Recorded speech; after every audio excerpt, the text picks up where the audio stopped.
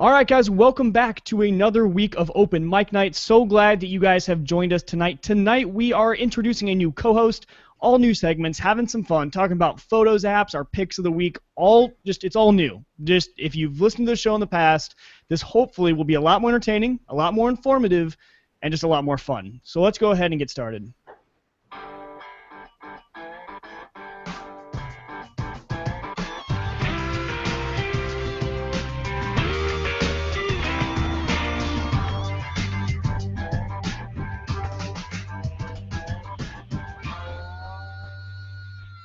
So now let's get to the main event. It's phenomenal.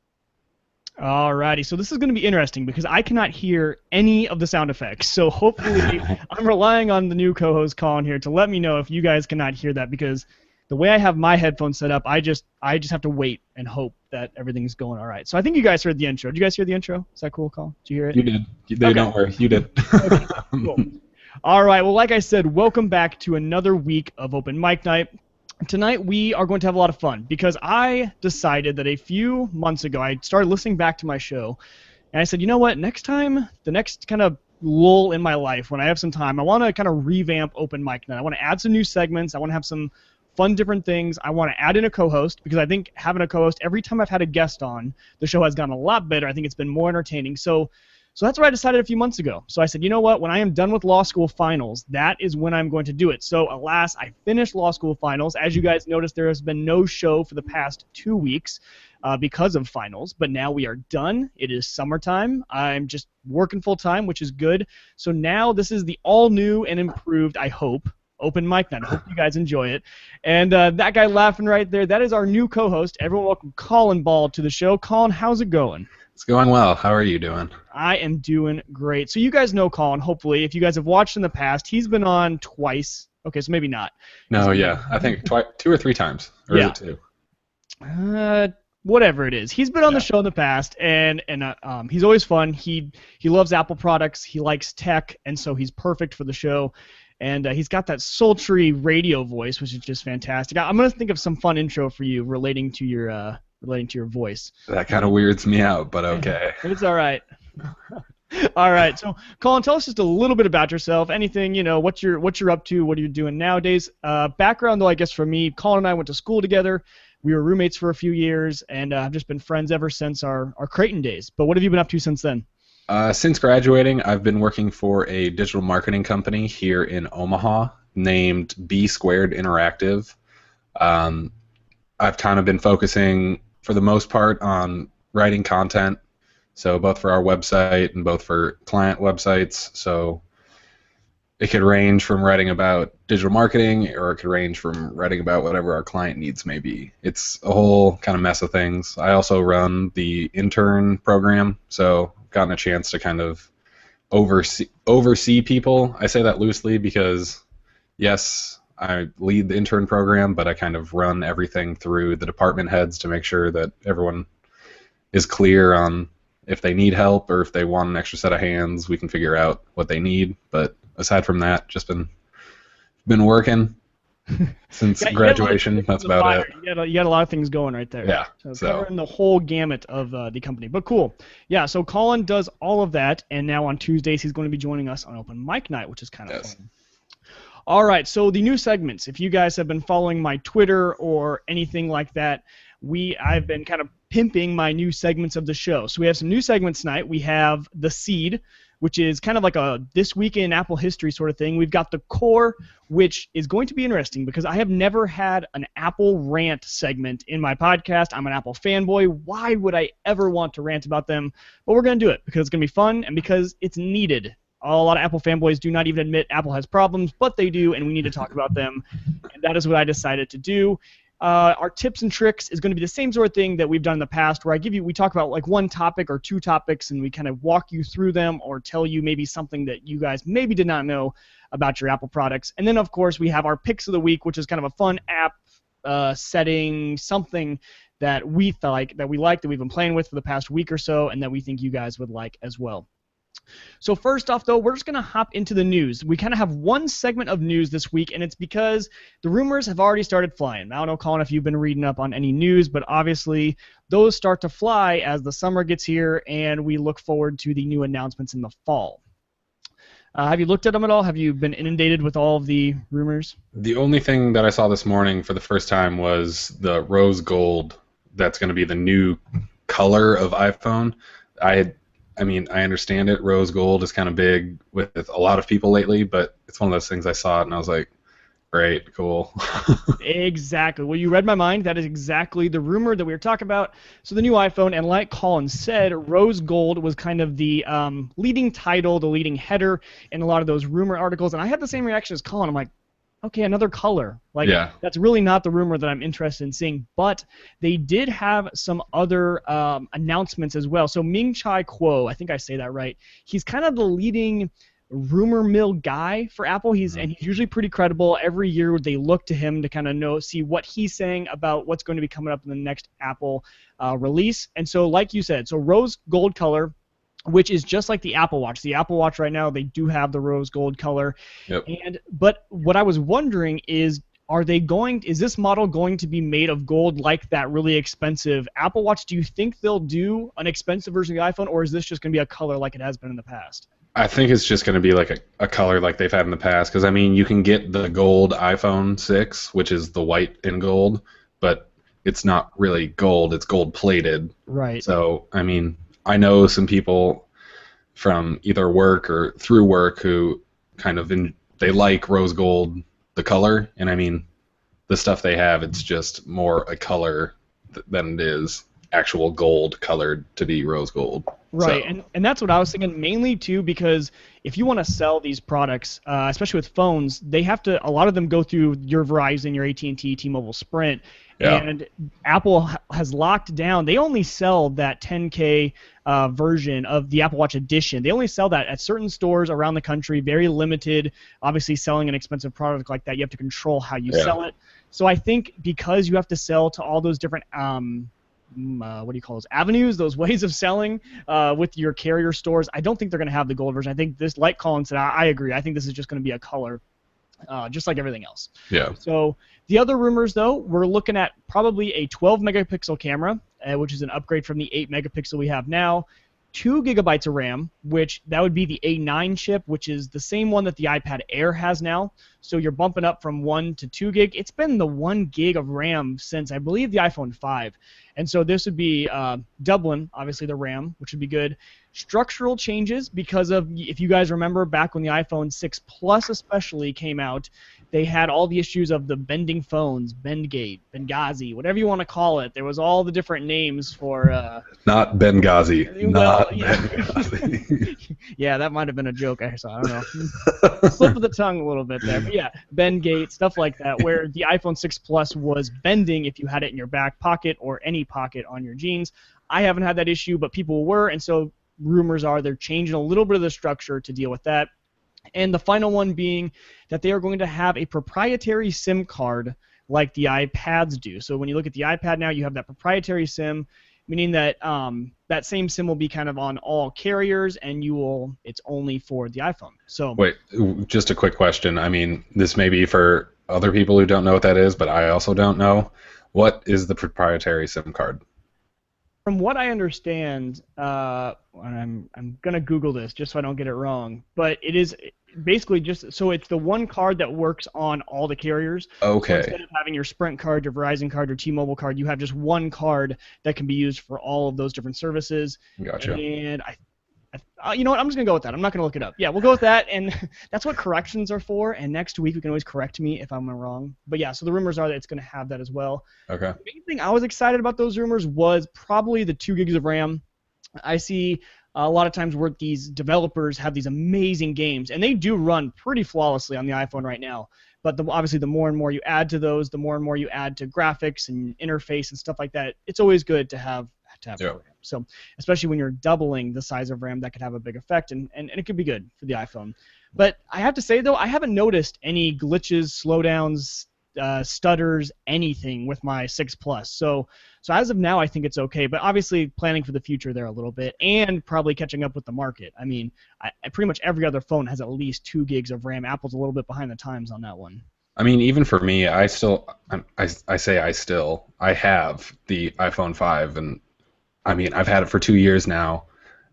Have never had any issue. I've kind of been weary that maybe soon there will be an issue just because I've had it for so long and the amount of times I turn off my phone is so minimal that part of me thinks that it's going to start slowing down, but I've yet to see that, so I'm kind of wondering excited to see how that 2 gigs of RAM is actually going to kind of explode what the phone can do. Right, and that's the 5. That's not even the 5S, right? No, it's just, it's the 5. I got it before, because the 5C came out that next fall, I believe. Right, with the iPhone 5S, yeah. Yeah. Yeah, well, and see, and that's another thing is I don't know, I've almost had more problems, though, when I went to my 6 Plus, because I think a lot of the developers did not develop for the bigger screen. So some things look wonky. So the menu bar at the top, the one that says like your carrier and then the time, that is all different sizes because some apps are optimized for the 6 Plus, some aren't. So it gets bigger and smaller as you go between stuff. It's still wonky. I still wish that developers would get on it and fix their apps. And even some of the apps that are thrown in there by Apple just don't look as good on the 6 Plus. Yeah. And the one thing I was going to, well, you know what? Let's just go into our next segment because it'll fit in the next segment because I have a rant. Or, actually, that's later in the show. That's 2 segments from now. So I'll save my rant. I have a rant to talk about. But, all right, so now that's about it. Did you have any other rumors or anything like that you heard of? The only thing I heard that was that the phone was going to be, if they're keeping with the naming process that they've stayed with, it's going to be the 6S, which I would assume is just going to be the 6. Okay. And I don't know why the idea of the S, like I guess that's just, they had the 4S, the 5S, and now. Yeah, they've definitely stuck with it. So you would have the iPhone 6S and 6 Plus, 6S Plus, 6 Plus S. I don't know. I guess creating our own rumor, do you think that the 6, they'll kind of jack that down in price like they've done with the 5s before, where the 5 became free with a new upgrade or something like that? Yeah, I think so. It'll be interesting to see if they do it with both the Plus and the regular, but I think they'll jump both of those down in price a little bit. I think you'll start to see the 5S being free, and you'll see the 6 and 6 Plus for like $100, $200, something like that. Yeah. But man, that is going to be a good time to grab a phone. If you guys, because these S models, I've always, a lot of times they're iterative, they're small updates and they don't mean a lot, and so it's always a good time to go and grab the old version. So when this new one's announced and launched, great time to go buy the Plus or the 6. Yeah, and I will say that if what you're looking for is the more RAM, then certainly go get the new phone if that's your thing. But you won't see, you're going to see minimal difference. Yeah, the camera will be a little bit better, supposedly, but how many of us are professional photographers? Right. Well, and honestly, 8 megapixels is pretty good for what most need. And you don't have you don't have a zoom on this thing. You have optical image stabilization on the Plus. You have digital image stabilization on the 6. It's pretty good. Yeah, you're gonna add 4 more megapixels, but most people aren't gonna notice that difference unless you're blowing up your images for big printouts or anything like that. You're not gonna notice. Okay. Sorry, I just needed to bring that up. So. No. That's good because that's the kind of stuff that those are good little tips and tricks that that's what I've done in the past. I've actually one time when I got my 5, it was when the 5S came out and I still had the 4 and I was like, you know what? I just bought the 5. And it was a lot cheaper. Good stuff. All right, so we're going to move into our next segment now, which is the seed. Can't connect the dots looking forward. You can only connect them looking backwards. Can't connect the dots looking forward. You can only connect them looking backward. So the seed. The seed is our new segment where we look back at Apple history. Get it? Apple, it starts from a seed. So now we're looking back at Apple history. I thought I was pretty creative. I am not a creative guy, so that's about as creative as we're going to get here, folks. That as good as it gets here on Open Mic Night. All right, so in this segment, like I said, This Week in Apple History, pretty much we could name it that, but I wanted to be a little more creative. So we are going to look back in history, and this week we are going pretty far back. We're going back to 1985. So this week in 1985, Apple actually killed off the Lisa. The Lisa was the predecessor to the Macintosh. It was kind of the first personal computer that had a graphical interface, and it had support for 2 megabytes of RAM. So that was huge back in the day, and we're talking about 2 gigabytes now, but 2 megabytes of RAM. and a 5 megahertz processor. So not 5 gigahertz, 5 megahertz microprocessor. So the market didn't accept it, though. The Lisa needed to be killed off pretty quickly. The market didn't like it, didn't take to it very fast. But oddly enough, even though the market didn't take to it, so they kill it off, and it's done, and then the Macintosh comes out after that, it is one of the most sought-after collectibles for Apple vintage collecting people because it wasn't out for too long, and it was one of their first kind of breakthroughs for the personal computer. So it has a big spot in history, the Lisa does, but it does not have a big spot in history for how well it sold because it did not sell very well, surprisingly. Yeah. So kind of an odd piece of history there, but yeah, that was back in 1985. So kind of cool. That's, this is, when we look back at this history, this is kind of what I like. And you guys heard the whole idea of me doing this segment came from when I was looking for different segments, looking for different things to do. And so I was watching some of Steve Jobs' old PowerPoint presentations and keynotes and stuff like that. And when he used that line that's in the intro there, we have to look backwards and to learn and stuff like that. That was I was like, okay, that's true, because Apple has done a good job of looking back at their past, learning from it, and making changes. So that's the whole motivation behind that. Anything on that, Colin? Anything on that history? No, the only thing that I ever knew about that was it was in the Jobs movie that Ashton Kutcher was in. That was not a great movie, but... I don't know. See, everyone hated it. I kind of liked it. Maybe it was my nerdy, I don't care. It's Apple, so I like it. That was probably most of it. That was probably why I liked it. It was just Ashton Kutcher. That was the only issue. Yeah, I know. It wasn't the best. I admit it wasn't the best acting or anything like that. But, and it didn't even stay true to story very often. There's a lot of times where they were doing, obviously, for theatrical effect and getting people engaged. The real story might not have been as glamorous or as exciting. So they hyped it up a little bit, but yeah, it was still okay. If you guys haven't seen it, it's an okay one. The one that I like, though, actually, is the Jobs documentary. I think it's a PBS movie show or something like that. That's a really, really good one, and I believe it's on Netflix. If not, I don't know. I believe so. It was at one point. Now that you say that, because I remember seeing it before, but... And it's just called Jobs, I believe. Yeah. So go out and check that one out if you guys want another good documentary. All right, so now we're getting to the fun segment, the one I talked about earlier. It's time for the core. Our camera's not turning on. We're making mistakes. We're fixing them as fast as we can, but we take it in the chin. That's part of what we do. And we went through the roof about this. Exclusively on Open Mic Night, you are going to hear an Apple fanboy rant about Apple. That's kind of the fun part about this. Getting down to the core issues, man, these are just good segment names. I'm so proud of them. There it is. Yeah, shameless, like, I don't know. I'm proud of those. But yeah, getting down to the core issues of Apple, we're going to talk about them. We're going to talk about things that we are troubled with, things that we're frustrated with, things that we think Apple needs to fix because someone needs to talk about it, and it might as well be us. So we have 2 tonight, and actually 3, because I'm going to actually start off with the one I was thinking of earlier. And no, I'm not, because I can't remember what we were talking about. We were talking about the new phone and the processor and all that stuff. Yeah, but I can't remember what... Just go on to the next part, then. Yeah, we'll just go on to the next one. Okay, so we only have 2 tonight. I can't remember my rant from earlier. That's how memory of a goldfish over here. So, all right, so the first one was an issue that just 2 days ago, I texted Colin and realized it was an issue, and then he had said he had the same thing. I said, hey, perfect for the core segment. And that was that iMessage is turning itself off. And I don't know if you guys have experienced this, but pretty much what happened was I woke up. I should have noticed I didn't have any iMessages. I should have noticed that it was kind of weird to wake up without at least one message from something. And I went to work and went to go send Colin a text, and it said, your iMessage isn't on. You can't send Colin a text. I'm like, well, I have never in a million years touched that iMessage toggle. Well, okay, I have touched it, but not in the past, year.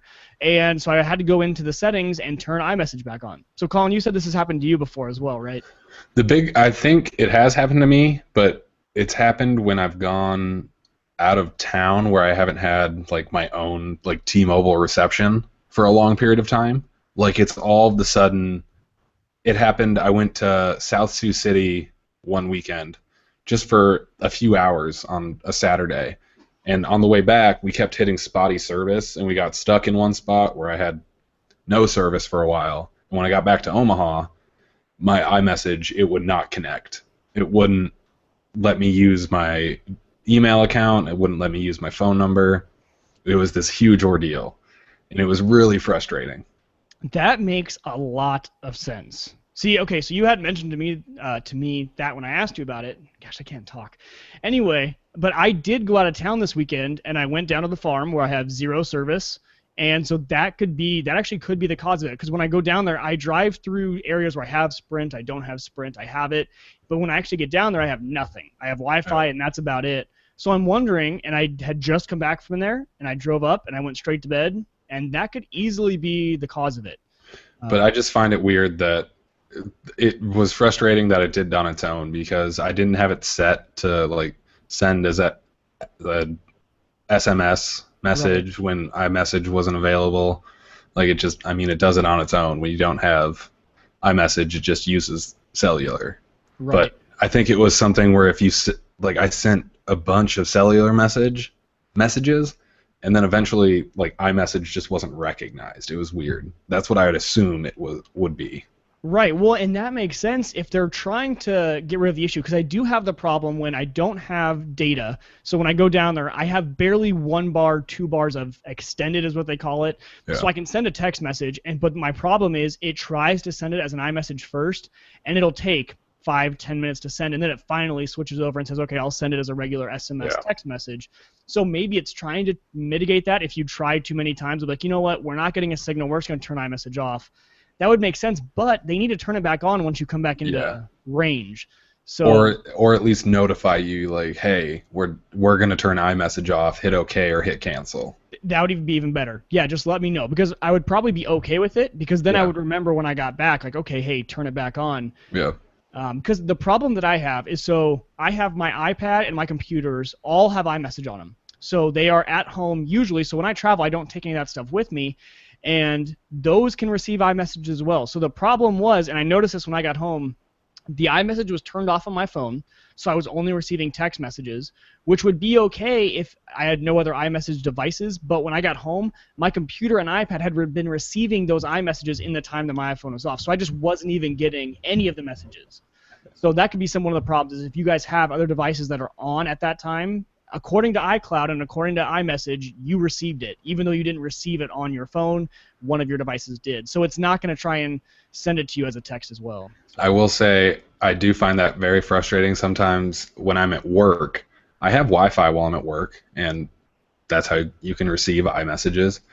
But for some reason, if the Wi-Fi isn't great during the day, I'll come home and I'll pick up my iPad or I'll open my computer, and all of a sudden I'll just start getting messages, and I'll see messages from like you or any of our other friends, and I'm like, how did I not get this? So were they on like when you pick up the iPad, do you have the alert right there? Yeah, the alert will be there. That's my problem too. But then it never syncs back to my phone. Like my phone will never see that message. Right. I had the same thing. So if I go back to my phone, I do not have those messages that you guys sent me in between that time that iMessage is off. It's really annoying. Yeah, so there are some issues. I want it to, like, if I haven't used my iPad and I've used my phone more recently, it should know that, and it should just know that obviously this is my most current device. Yeah. And so there's a problem there that Apple needs to fix with iMessage. And I guess I didn't know about the feature where they're turning off iMessage, if it even is, if that's on purpose or if it's a bug. I don't know which one. Yeah. But they need to fix it. And I think I like your idea of at least prompting us and saying, hey, we're turning off iMessage. Well, because, I mean, they do it when you try to use an application that you don't have set to, like, use data. Like, if you turned off data usage for it, it'll prompt you saying, hey, you don't have data turned on. Either go to settings or just hit OK and you can get out of the app. Right. Yeah, the one notification we get all the time is, hey, turn Wi-Fi on to improve your location data. Like, I get that like 50 million times a day, but it's not going to tell me that's going to turn iMessage off, which is almost a bigger deal. Yeah. I can imagine this would be a lot bigger deal if we were maybe business guys traveling and we use our iPhone in our business to communicate. Yeah. If you are traveling and you can't get back access to that iPad and someone has sent you an iMessage, it's gone. You cannot get it until you get back home to your other devices if you don't have them with you. So luckily for me, I mean, it was stupid messages between you and my other friends, but for someone who's waiting for more important messages, it could be actually a pretty big deal. So something to think about when you guys are traveling, if you go out of cell range, and if you have Verizon, this isn't a problem for you, honestly. Yeah. Because they have service absolutely everywhere. But for those of us who are, like, you're on T-Mobile, I'm on Sprint, AT&T has okay. It's it's probably definitely better than Sprint and T-Mobile. But for us, I run into this problem a lot. So definitely something to think about, and just check every once in a while. Like, hey, I have not received a message lately. Yeah. Might want to check that out and see if iMessage is actually on. And that is a per device setting. So it's not one of those global settings. A lot of settings on the iPhone are global. If you change it here, it's going to sync through iCloud and change something else. So it won't do that. So it can be on and off per device, which is something good to know. All right, so our next rant, so that's the first thing, fix iMessage, was, and this was by me. I don't know if you have this same kind of rant, but I want to know why we are still locked into this grid home screen where we can't rearrange our icons into, like, I can't put stuff on the bottom half. There's nothing in the middle. When you have your apps on your iPad or your iPhone, you are just locked to their grid, and that is it. That's the only way you can arrange your phone. And you came from Android.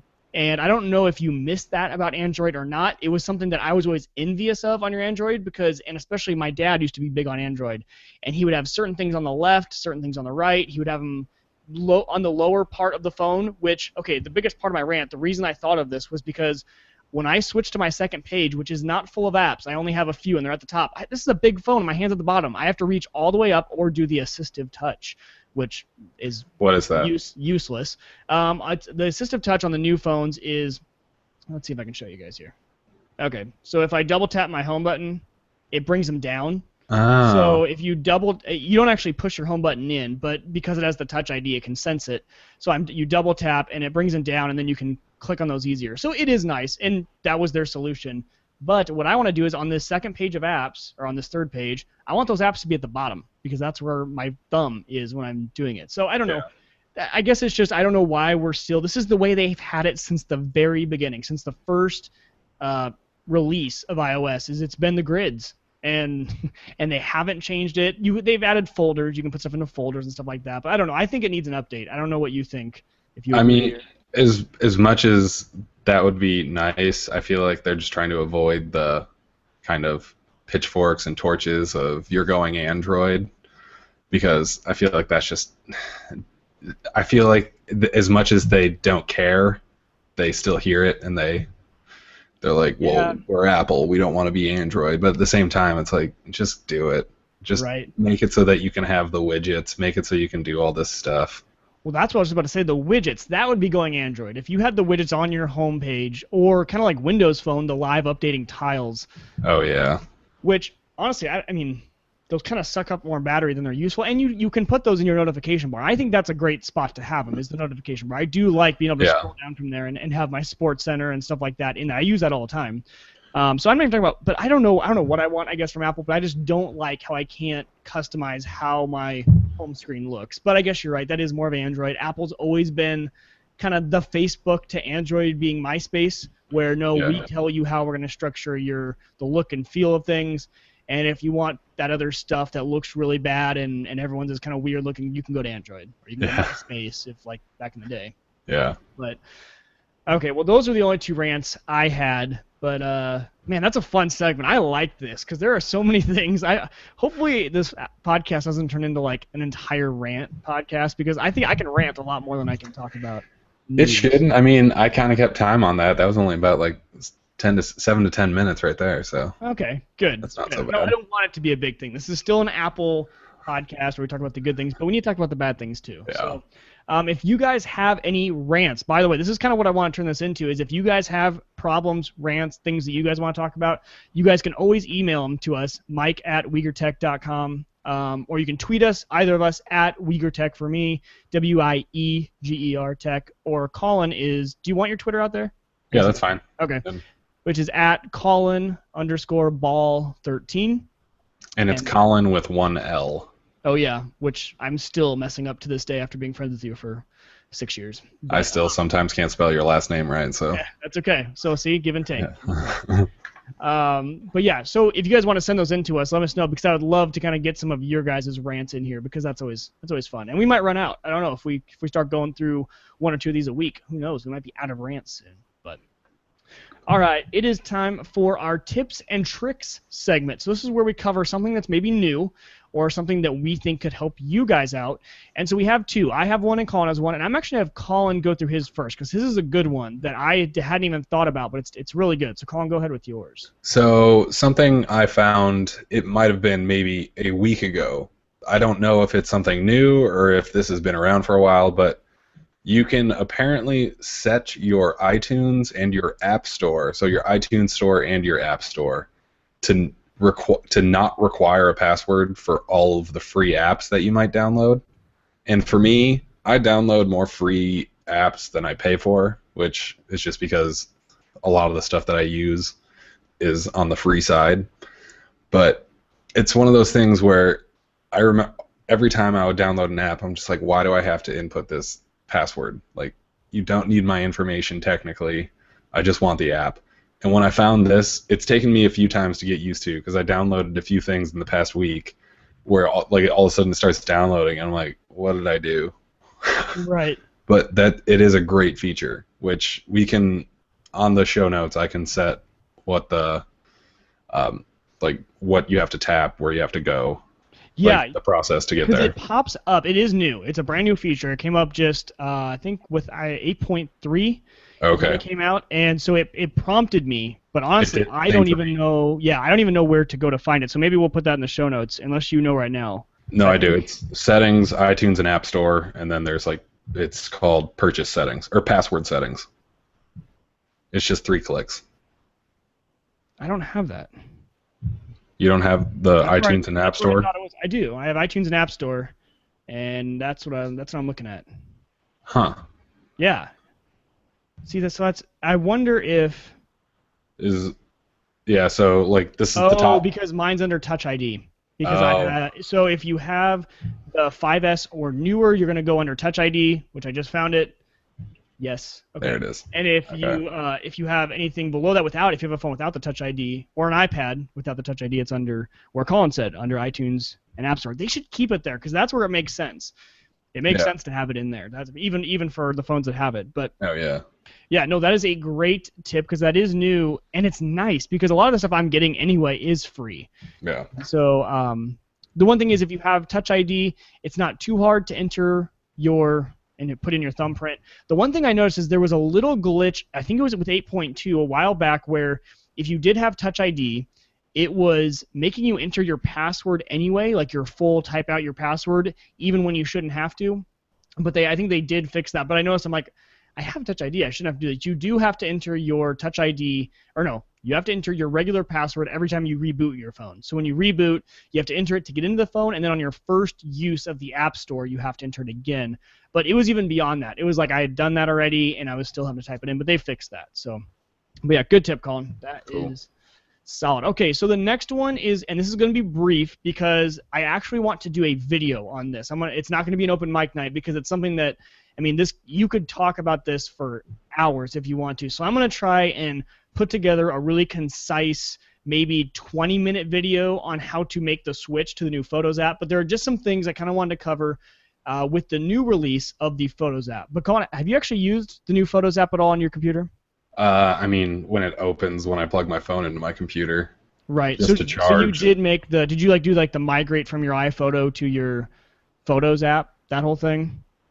I don't know. I think it actually may have just updated itself. Okay. Where all of a sudden, when I updated my computer to whichever, the 10 point, whatever that might have been, all of a sudden there was a Photos icon, and it just had all of my images in it.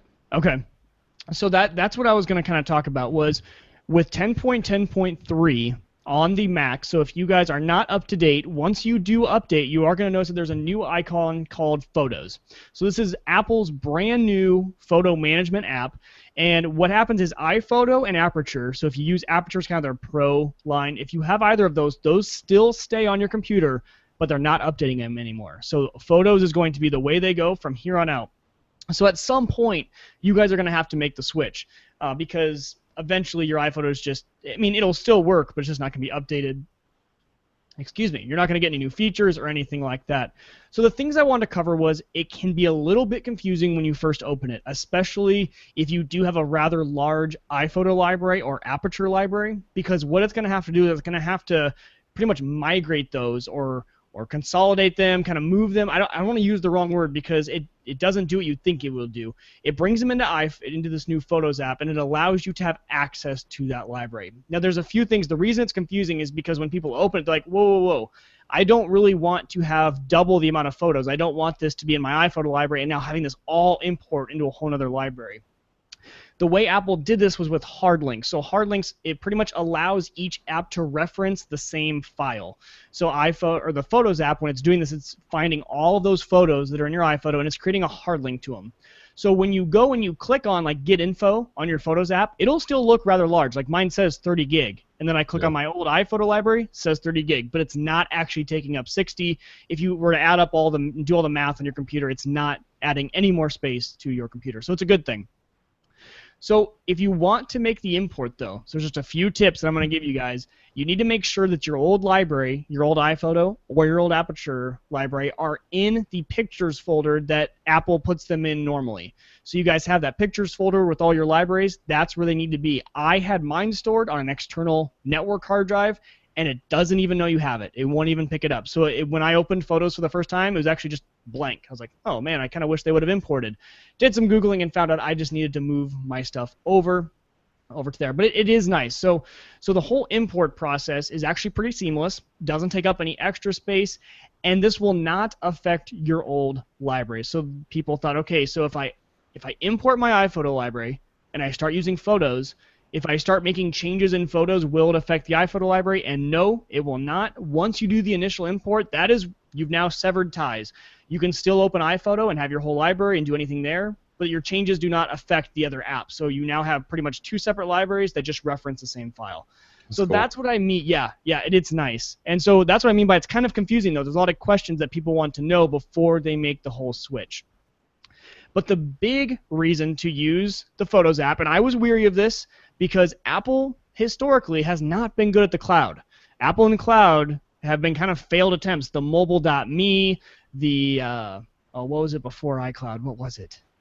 I can't remember. That's what it was. Was it the mobile.me? It was mobile me or whatever it was. Okay, yeah, and all of that sort of, yeah, it's been awful. So I'm like, okay, how good can Apple be at getting my photos to sync across the board with these new apps? And let me tell you, it's just straight up flawless. It's perfect. A lot of times with the old iPhoto, if you had a large library, like I'm talking like 50 to 80,000 photos, it was stuttery and it wouldn't work. And so that was like, okay, if they can't even get the old iPhoto to work, how are they going to get cloud to be that seamless? But somehow they did. So the one thing you guys will have to do is obviously update or upgrade your iCloud storage. So I had to do that. So for $3.99 a month now, I'm getting 200 gigs of iCloud storage, which isn't bad. For $4 a month, I thought it was pretty decent. Because the benefit of this, so once you have everything imported into your new Photos app on your computer, you then turn on iCloud Sync and be ready for like 3 to 4 to 5, maybe a week of slow internet, depending on how fast your internet is. But my whole library, I have a 27 gig library, took about 3 days to upload. And so it takes a while, and it will affect your internet speeds for a few days. And obviously, if you have some sort of data cap, I guess make sure when you first do this, you're not tethered to your phone, because if you were tethered to your Verizon phone or AT&T phone, you would just, you'd be paying so much in overages, it'd be insane. But so be ready for that. But as soon as the initial sync is done, and it's worth it, trust me, just do it. It's worth it. It's fine. I now have all of my photos on every device, no matter where I go, which is so cool because I can be anywhere with my phone. A lot of times, so me and my buddies like to send around old college pictures, so funny old college pictures that we have that we think are pretty funny, and we send those around a lot. Well, I used to have to be on my computer and be in my old photos library and searching through and send it. Now every one of my photos, all 27 gig, are wherever I go. And so that's how you did that. That's how I did that, yeah. So I was like, how is he sending these? Yeah. Well, and in the reason, so the funny story about this is I found a lot of really old photos that none of us had remembered. Yeah. When I was making the whole switch into the Photos app, I actually was going through a bunch of old hard drives I had from old computers and stuff like that, and I found 2 old libraries of photos that I had forgotten about and that had been not accessed for a while. So that was a lot of fun. So you end up uncovering a lot of that stuff. But yeah, so once you upload it, now make sure, this is another kind of tip and trick, so you have all these photos uploaded to the cloud. This is great, fantastic. Make sure on your mobile devices and other computers that you have the settings set to what you want, because there are 2 different settings on these devices. You can have it set to download all the photos in full quality, which if you have another computer that has a huge hard drive and that's okay, that would be fine. But probably more likely than not, the setting you guys want on all your mobile devices is the maximize storage, I think is what it's called. And what that does is it downloads what it thinks is okay, and then you can still see all the other photos, but it won't download them until you actually want to use them. So you can scroll through and look at them in really, really low res, and then whenever you want to send them off or anything, it'll just download it real quick to your phone and go off from there. So it's perfect. I didn't notice any capacity or storage issues with all my other devices. They're just there. It just works. And the thing I was surprised about is with 27 gigs of photos, when I'm scrolling through, whether it be on my phone or my computer, it's like butter. I mean, it's like scrolling through anything else. It's not laggy. It's not glitchy. This is going through years and years of photos, and it does really well with it. So that is kind of my little intro to the video that I'm going to do at some point, probably in the next few weeks here. Now that I'm out of school, I have a little bit more time, but I don't want to cover everything. I'm going to go into every little detail, though, on how to do these things, how to import, how to, manage. If you maybe a lot of people had like multiple libraries, so in the olden days you could create different iPhoto libraries. That's not the case anymore. You can only have one, so just how to manage it and how to do all that. But I'll have a video on that coming up pretty soon. But those were just some of the key aspects of everything. Have you, well, I already asked you, but you haven't really messed with it too much beyond just plugging your iPhone into it? I mean, the first time it came up, I was looking through it and thought, like, oh, this is pretty cool. It brought all of the iPhoto stuff over. But, I mean, after this, I'm probably going to go look at it and kind of mess around with it, see what's on there. Yeah, no, definitely. And it's one of those things that if I hadn't listened to some other podcasts that really encouraged me to make the switch, I wouldn't have done it, because you have no really reason to. They don't prompt you for it. You can still open iPhoto. But just being able to, everything flows now. And when I take a photo on my phone, now this could be good and bad, just know that it's going to happen. Any of your other devices that are connected to your iCloud account, when you take a photo, then it's on all the other libraries automatically, which I think is great, because a lot of times what I'm doing is I'm taking pictures to put in my videos, and then I'll have to plug it into my computer and download it and stuff like that. But now it's there instantaneously, okay, which is pretty nice. But you do also need to be on the same iCloud account. So, for example, my wife and I have our own iCloud accounts, and she has her own, because it keeps your contacts, your calendar, and stuff like that separate. But you will need to pay for storage per account. So we used my account on the computer, which all of our photos are on the computer, but she cannot see all those photos on her phone. So there are some downsides. There's some things I think in the future I could see them integrating this into the family. Yeah, the family share. Yeah, the family share on the iCloud. As of now, at least from what I saw, I don't see that. I'll have to play around with her phone more and see if I can change some settings to see those. But as of now, your photos on your account are tied to you, and that is it, and no one else can see them. So it's only going to be on devices that you are logged into as well. So, cool. Yeah. So Jim in the chat room, and sorry, Jim, if I just looked over the chat room, he says he's new to iOS 8. Do I even need to worry about this? If you just have the iPhone and no Mac, like computers or anything like that, or iPads, no. You really don't need to worry about it. This is mainly for if you have other Mac devices besides your iPhone. But if you're new to it and you want to check it out, you can definitely go for it. It's another way to back up your photos as well. And another cool thing that I found out is I was actually at work, and if you go to iCloud.com, log in, there's actually the Photos tab there, and you can see all your photos. Yeah. So even if you didn't have your device and you were just using someone else's computer, you can log in and see them, which is always kind of cool. But yeah, you don't really need to worry about it unless you have more than one Apple device. All right, so that's going to do it for the tips and the tricks, and now it is time for the picks of the week. It's the picks of the week, baby.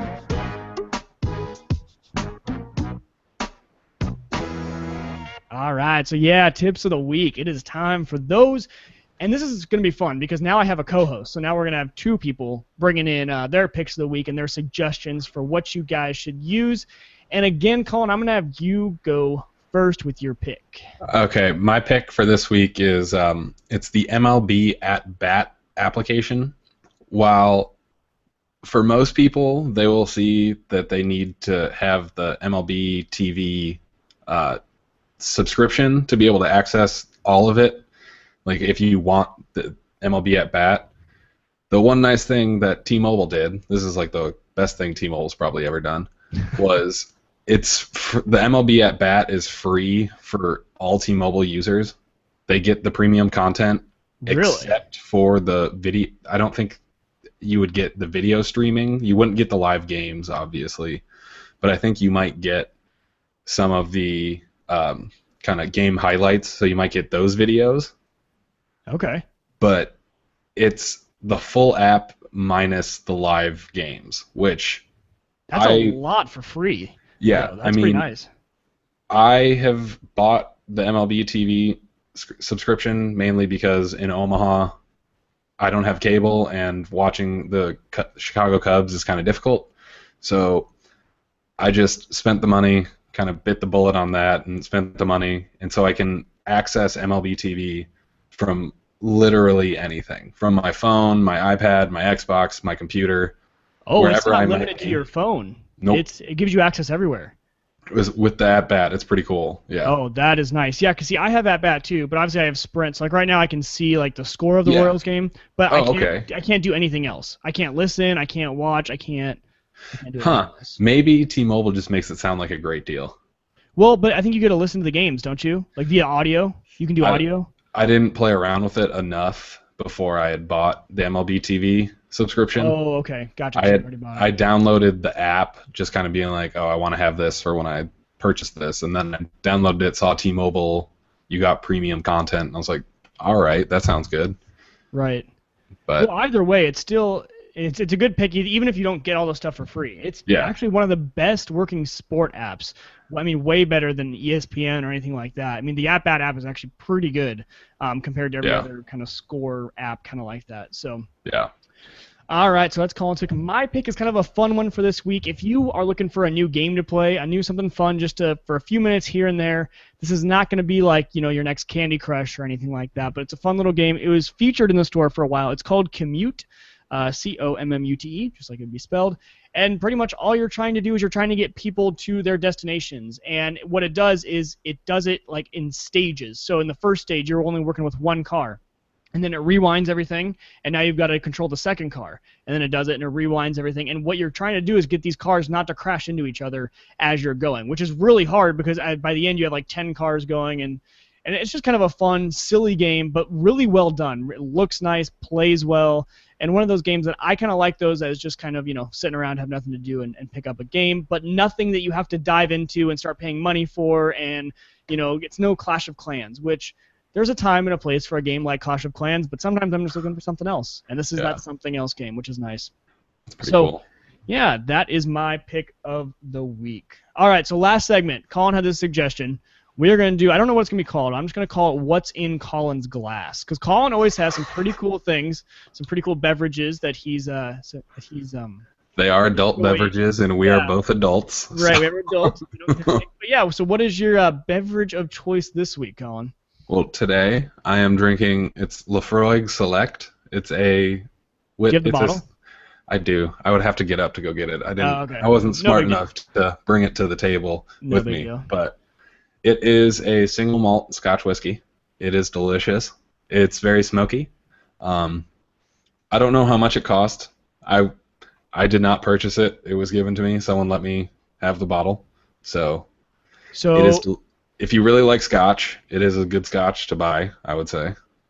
We'll divide this down. Would you buy a bottle of it? Would you just instead order a drink of it maybe at a bar, or would you skip it? I don't know. Are those three good? I would say order it at a bar. Okay. At a nice bar. It'll probably be more on the expensive side for a glass of Scotch at a bar, but I would say it would be worth it to have with dinner or something like that. Very cool. So. Nice. I like that. This is fun. So you get all of the things here on Open Mic Night. We give you Apple news and stuff. We even give you a little a tip on what to drink. So a beverage choice. A beverage choice. Our pick of the week, beverage style, goes that way. And I think I'm gonna start doing that in the weeks too. This is good because I kind of enjoy beers, and so I might, whenever we have new ones, we'll do this. It's not gonna be an every week thing, but whenever we have something new we want to tell you guys about, we will do that. So brought to you this week by Lafroig. If only. Yeah, if only if they were a sponsor. That'd be pretty cool. Hey, if you're listening, we could. Colin would love us you to be a sponsor. So. Yeah. Okay, so we are gonna bring this thing into a good little final wrap up, I guess. I don't know. I started to say that, and I see the problem with being on a show with Jim, and I think Jim's in the chat room, I think he's listening, is that you hear things so often. So I listen to his podcast, I'm on it, I start to say the exact same thing. So I got to think of something completely different. We're not going to bring this thing in for a close like Jim always says, but but if you guys, yeah. But anyway, as we're wrapping this up, we thank you again to Roger from WLMNradio.com. He streams us live. He's been a big help to the show, and he's always been helping me add new things to the show and keep it going. So a big shout out and thank you to him. If you want to check out more tech talk like this or music, WLMNradio.com is the place to go. If you guys shop on Amazon and you guys want to support the show, this is the easiest free way to support the show. If you guys shop on Amazon, simply just in your bookmark bar or whenever you go to Amazon, just go to omnpodcast.com/Amazon. It'll take you right to Amazon. You won't even notice anything, and then anything you buy doesn't cost you anything extra, but we get a little, very, very tiny percentage of it, but it does support the show. To help offset some of the costs of running the website and the show and all that sort of stuff. So yeah, omnpodcast.com/Amazon or WegerTech.com/Amazon. Both of those will get you there as well. Thank you to all of you guys who filled out the survey. That was great. We actually had a better response than I thought, and it really did help shape the show into the things that you saw tonight. So hopefully, if you did the survey, you are liking what you are seeing. It's, we got some kinks to iron out. It went good though. It was good. It was smooth and stuff like that. I don't know. We'll see. Let me know if you guys like all the little stingers or stuff, or if you think they're a waste of your time. I don't know. I kind of like them. I think they're kind of fun. But that is going to just about do it. Again, if you guys have any questions, comments, concerns, suggestions, whatever, you can always email Mike@WegerTech, WIEGER Tech.com. Tweet me at WegerTech, and now you can tweet Colin at Colin_ball. Colin has one L, COLIN_ball13, and now he can respond to you as well. So that is going to just about, no, that's going to do it. That's not going to just about do it. That is it. That is all I have to say. We will see. Well, unless you have something, Colin. Do you have anything? I'm good. No, I'm all right. So, we will see you guys next week. Until then, tech on.